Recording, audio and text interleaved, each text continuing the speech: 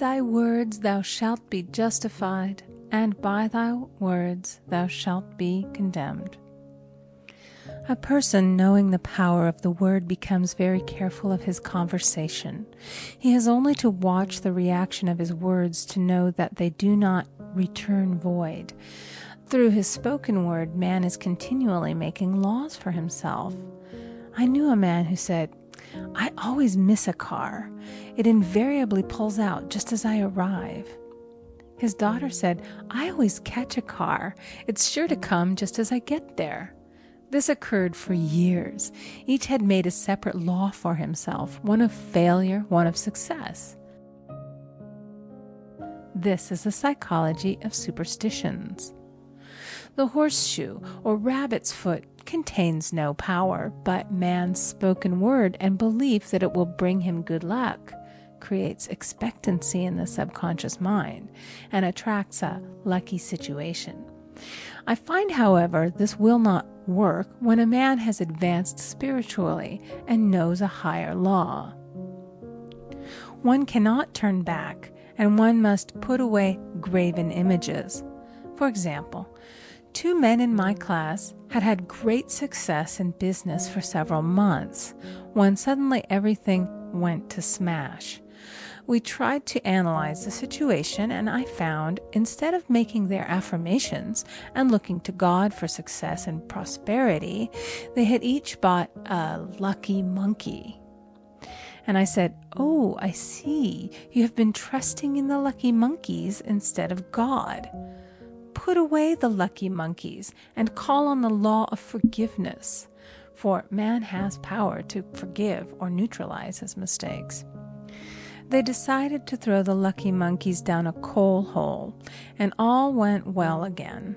This does not mean, however, that one should throw away every lucky ornament or horseshoe about the house, but he must recognize that the power back of it is the one and only power, God, and that the object simply gives him a feeling of expectancy.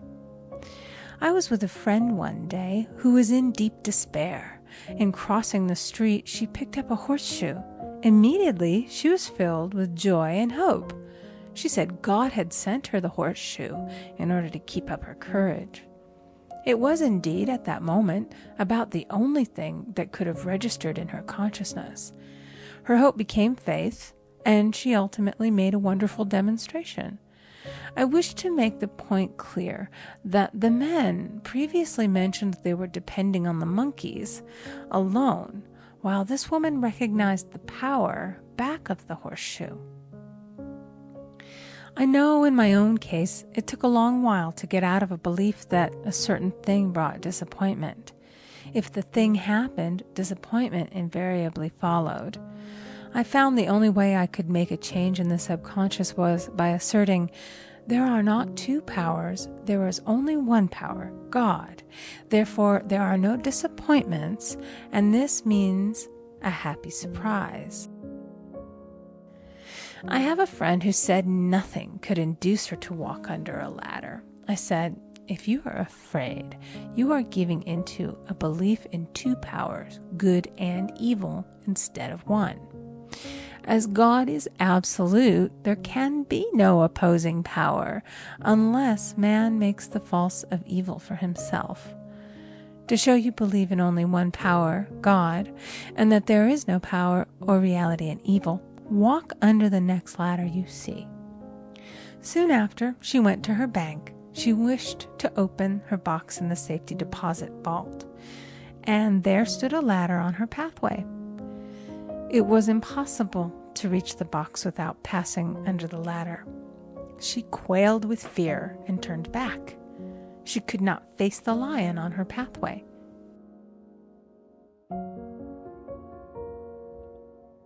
However, when she reached the street, my words rang in her ears, and she decided to turn and walk under it.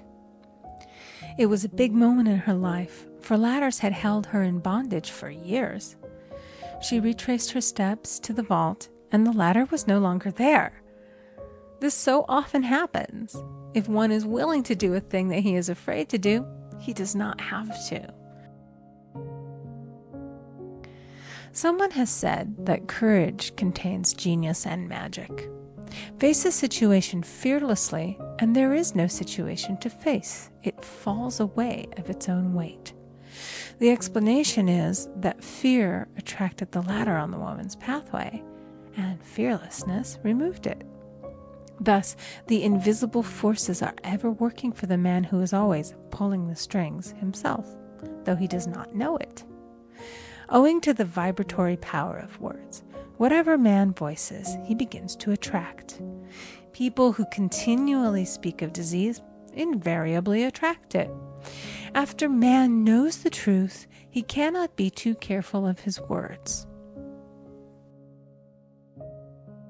There is an old saying that man only dares to use his words for three purposes: to heal, bless, or prosper.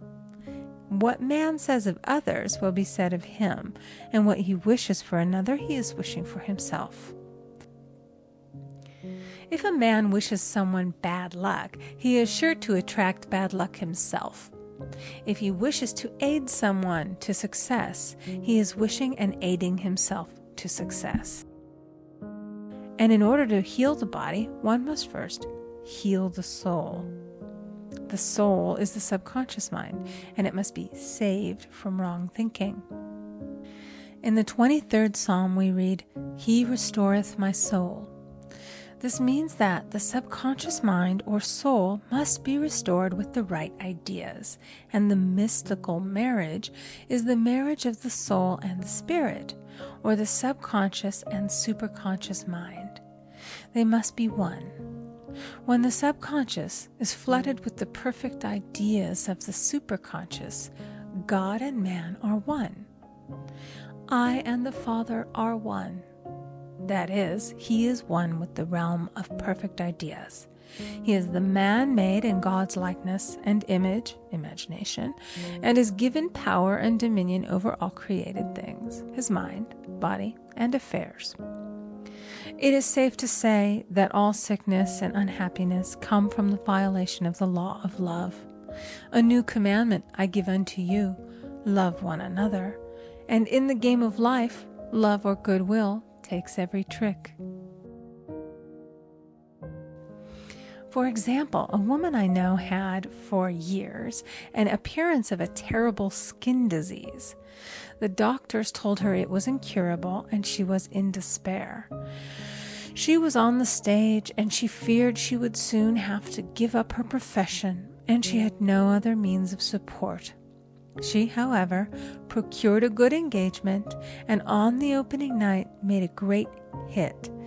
She received flattering notices from the critics and was joyful and elated. The next day she received a notice of dismissal. A man in the cast had been jealous of her success and had caused her to be sent away. She felt hatred and resentment taking complete possession of her, and she cried out, "Oh God, don't let me hate that man." That night she worked for hours in the silence. She said, "I soon came into a very deep silence. I seemed to be at peace with myself, with the man, and with the whole world. I continued this for 2 following nights, and on the 3rd day, I found I was healed completely of the skin disease." In asking for love or goodwill, she had fulfilled the law, for love is the fulfilling of the law, and the disease, which came from the subconscious resentment, was wiped out. I said once in my class, "There is no use asking anyone, 'What's the matter with you?' We might as well just say, 'Who's the matter with you?'" Unforgiveness is the most prolific cause of disease. It will harden arteries or liver and affect the eyesight.